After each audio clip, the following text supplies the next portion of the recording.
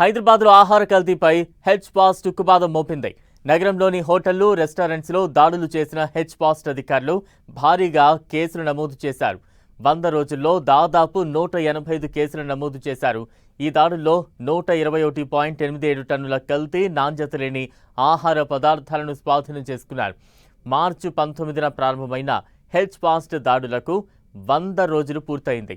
ఈ 100 రోజుల్లో రాజేంద్రనగర్ జోన్లో అత్యధికంగా 55 కేసులు, గోల్కొండలో 44 కేసులు నమోదయ్యాయి.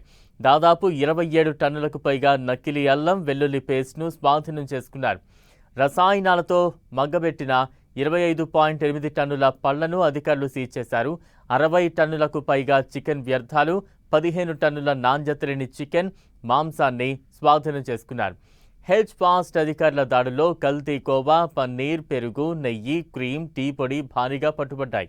ఆరోగ్యానికి హానికరమైన 247 కేసులను జీహెచ్ఎంసీ ఫుడ్ సేఫ్టీ విభాగానికి బదిలీ చేశారు. ప్రజల ఫిర్యాదుల ఆధారంగా 90 కేసులు నమోదవగా పన్నీర్ అవుట్లెట్లపై 70 కేసులు నమోదయ్యాయి. నాణ్యమైన ఆహారం విషయంలో హోటళ్లు, రెస్టారెంట్లు, బేకరీలు హెచ్ పాస్ట్ అధికారులు కఠిన మార్గదర్శకాలు జారీ చేశారు. FSSAI లైసెన్స్, FIFO విధానం, వాడిన నూనె పునర్వినియోగంపై ఆంక్షలు విధించారు.